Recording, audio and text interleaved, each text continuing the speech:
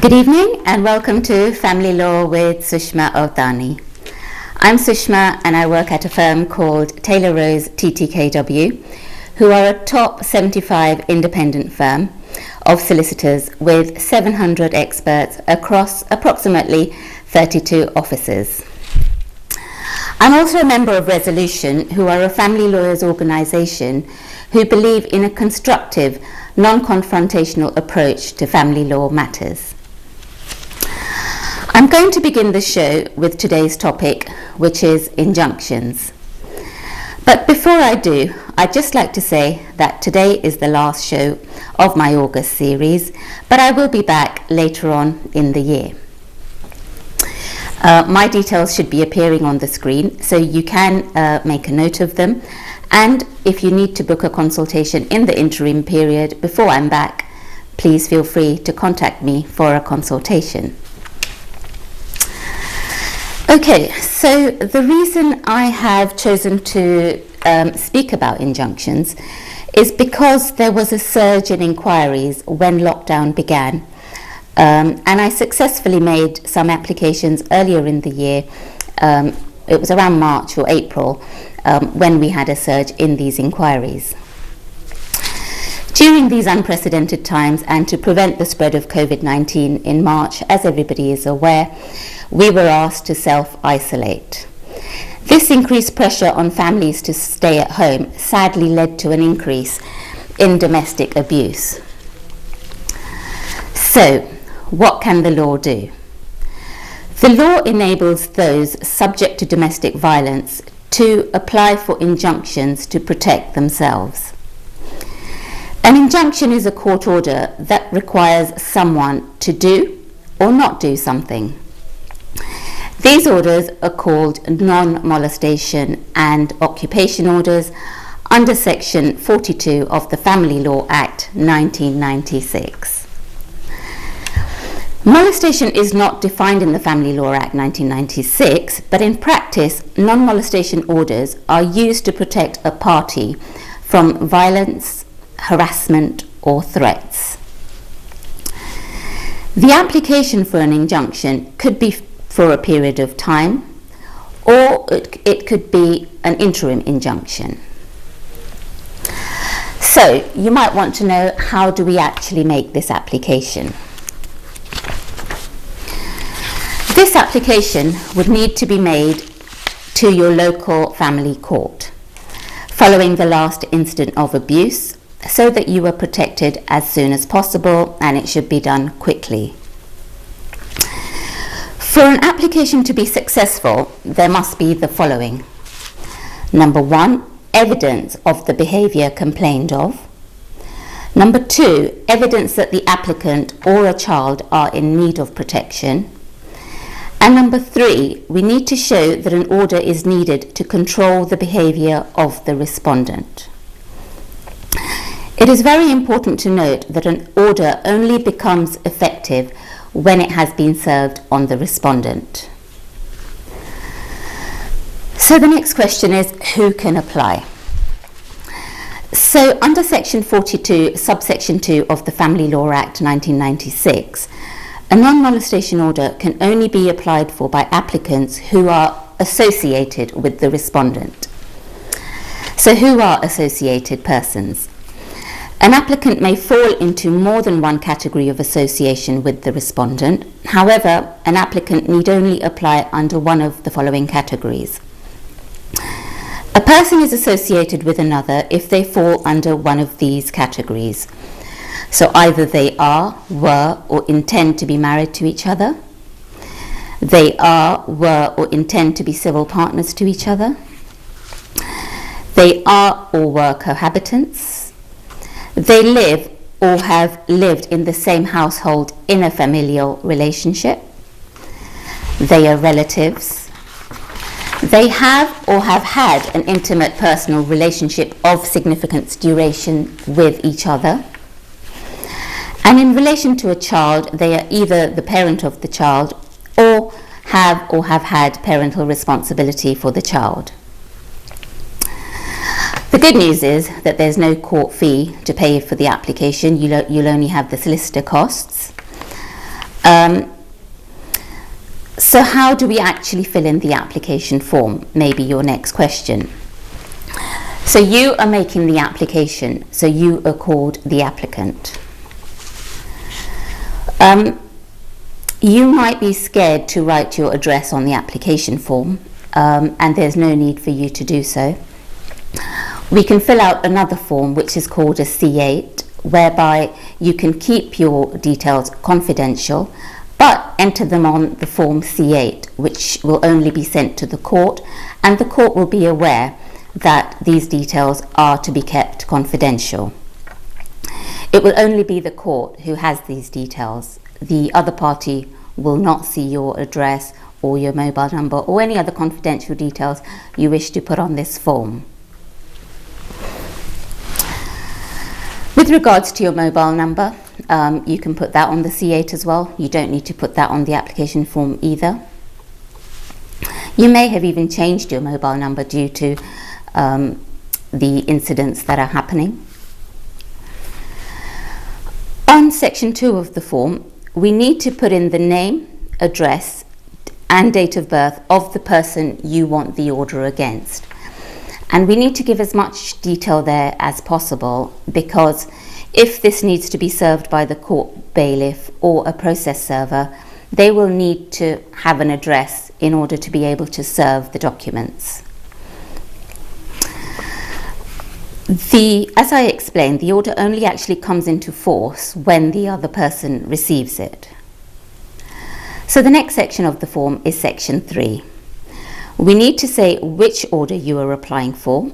So if it's against violence, harassment, threats, we will tick the non-molestation order box to stop the other party from being abusive. Abusive behaviour covers any abusive or controlling behaviour or harassment between connected people. This includes coercive control, emotional, psychological, physical, financial or sexual abuse. The next section of the form is for an occupation order. We only need to tick this box if you want an order to say that the other person can't live, stay or come to your home for a set period of time. The next question maybe is, should we make the application with or without notice? So the ones that I made in March and April this year, I made without notice because it was urgent. We needed to do it without the other party knowing of this. And without notice, also known as ex parte, is an application made without the other person being told about it first. And you can apply in situations where you feel you will be in serious danger if the order isn't made straight away. You can also apply in this way if you would be put off from applying if the order isn't made straight away. And if you believe that the other person is aware of your plan to apply and they might stop you or avoid court proceedings. So we will need to explain why we feel like this in your statement. If none of these apply, then we will usually have to apply on notice, which means the other person will be told about your application and will be invited to the hearing. If you are terrified about what they may do, then we would strongly advise you to apply without notice. If the court agrees that an order should be made without the other person being there, then a second hearing will of course take place so that they give an opportunity to the respondent to tell their side of things. On section 5 of the form, you need to say what order you want to protect you. So if the other person has been abusive or threatened to be violent to your children, we should ask the court for the order to protect them too. If the other person has been abusive or made threats of violence to your children and there's been incidents at their school, we can ask the court to order that the person is not allowed to go to the child's school address. A non-molestation order may include a mixture of the following sample terms. The respondent is forbidden to use or threaten any violence against the applicant and must not encourage or instruct any other person to do so. The respondent is forbidden to communicate or attempt to communicate with the applicant, whether by phone, text, email, social media or otherwise, save through his solicitors, and must not instruct or encourage any other person to do so. The respondent is forbidden from going to, entering or attempting to enter the applicant's home at a specified address and must not come within a specified number of meters of it. Furthermore, the respondent must not instruct or encourage any other person to do so. With regards to the rest of the form, so you've got section 6, 7 and 8, these do not need to be completed unless you are applying for an occupation order. So, what is the duration of the order, you might want to know? The duration of a non-molestation order is at the discretion of the judge. It may be made for a specified period or until further order, which could mean practically indefinitely under section 42(7) of the Family Law Act 1996. More commonly though, an order will be made for between 3 months on the lower end and a year, depending on the nature of the case. The cases that I dealt with in March and April, I managed to get the order for 12 months. But I did put in a lot of supporting documents in the application. So I did put in photos of injuries, I did put in abusive text messages, WhatsApp messages, any other messages on social media that were abusive towards my client. I did tell her to print everything out, absolutely everything, which was abusive. And we attached all of those messages, as well as the photos, doctor's reports, social services letters, and we made a big bundle of documents which we submitted to the court, and she was granted a 12-month, or the order was valid for 12 months. So the more documents you put in, the better it is for your case. An order made without notice may be made for a shorter period, although in the cases that I did, they were granted 12 months.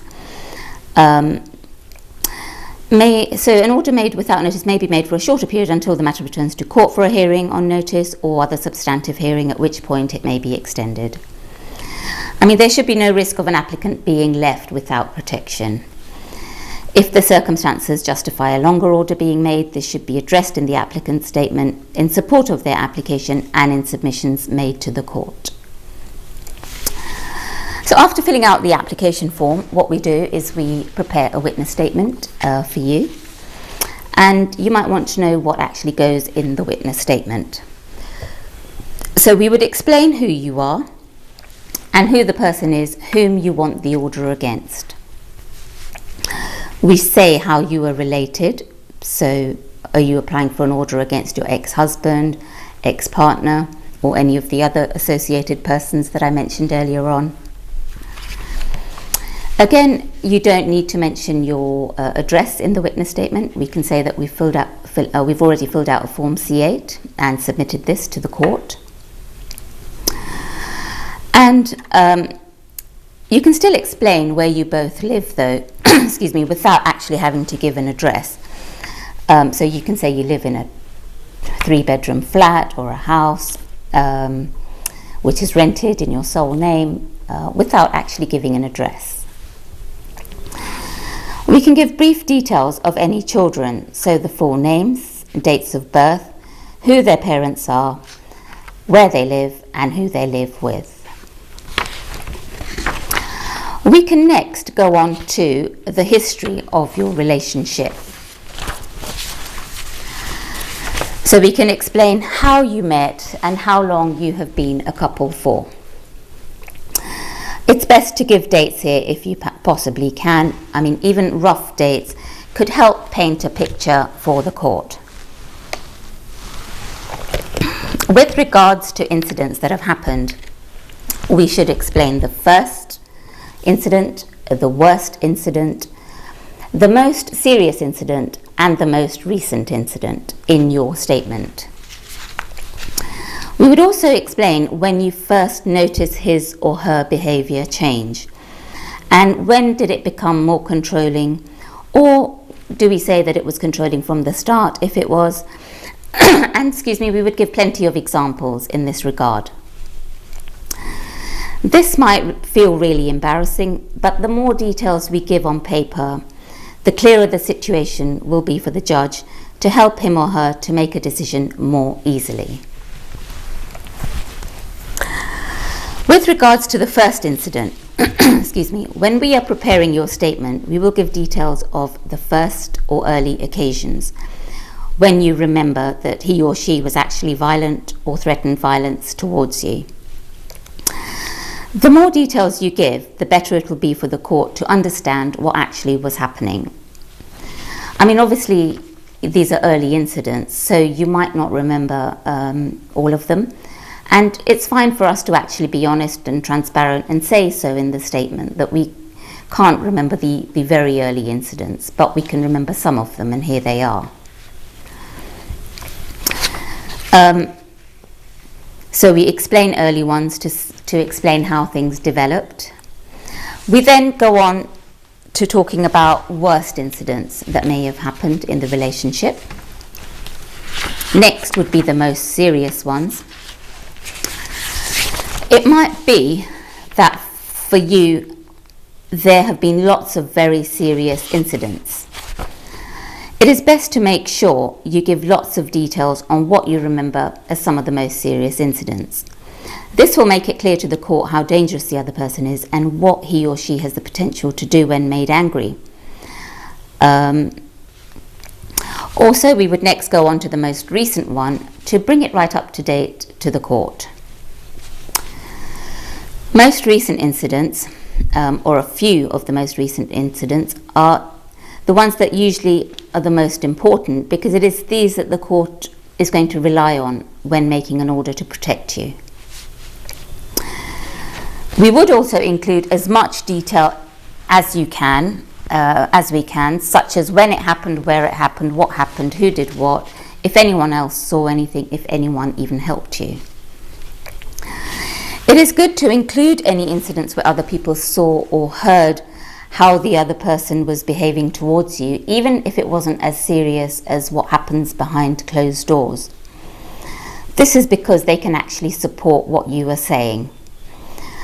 Other people are independent, they're outside of the relationship, and they could act as witnesses for you. If there are any witnesses, we can ask them to help by also drafting a witness statement for them. And they could also come to the court if the judge asks them to, and the judge can ask them questions about what they saw or what they heard. Next is what prompted you to apply to the court. It is important that you tell the court what actions you have taken since the most recent incident and explain who has encouraged you to apply.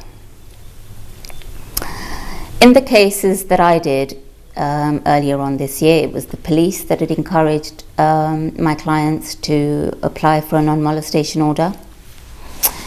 If you have reported the matter to police, we would make sure that we say this in the statement. We would add in the crime reference numbers or log numbers if you have them. Tell the court about anyone who has encouraged you to apply. The police also might have referred you to local specialist charities or other organisations of support.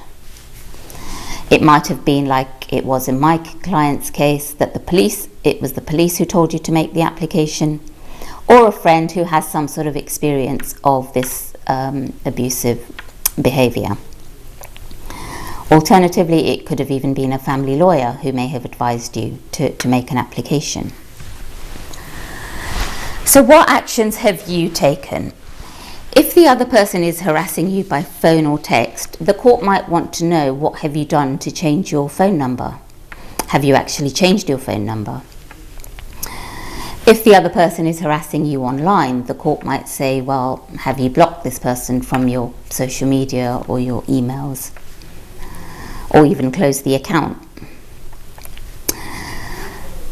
So the details of the order you are asking the court to make. If you think it would help, we can print out a map of any locations you want the court to stop the other person from going to. This we would attach to your witness statement. We can find the address on Google Maps, print it out, and simply attach it to your statement. It's as simple as that. We can mark the address on the map, which would really help. You can also give the court other evidence if you have it, like I did for my client, such as photos of injuries, medical reports, printouts of abusing or threatening messages, for example, text messages, WhatsApp, any messages on social media, any abusive messages on email. Wherever you've received those, you can print those out and attach them to your statement. And these are going to be very helpful, easy to get hold of, and really show the court what the other person is like. I attach them as exhibits to my client's witness statement, and some of the photos were of injuries which weren't very nice to see, but they will all help the court. So I would definitely say collate as much information as possible and add it in to support your application.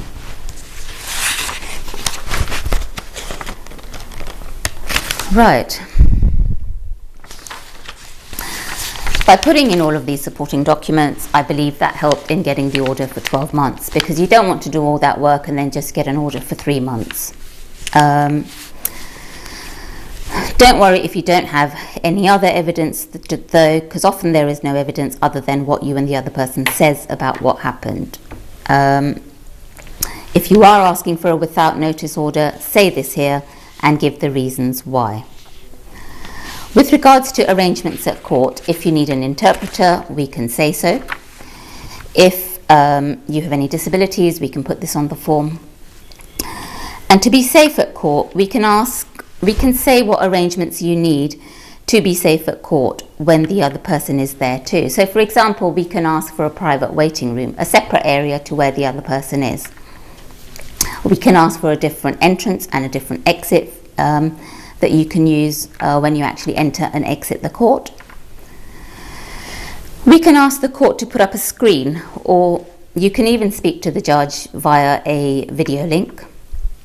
Obviously, there's no guarantee. It depends on what facilities the court has, your local court has. But we can try our best to get these special measures put in place.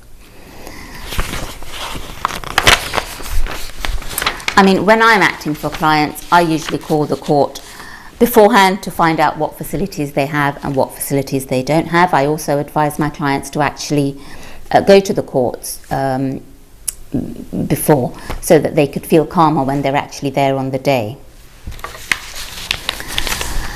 Will the court attach a power of arrest to a non-molestation order?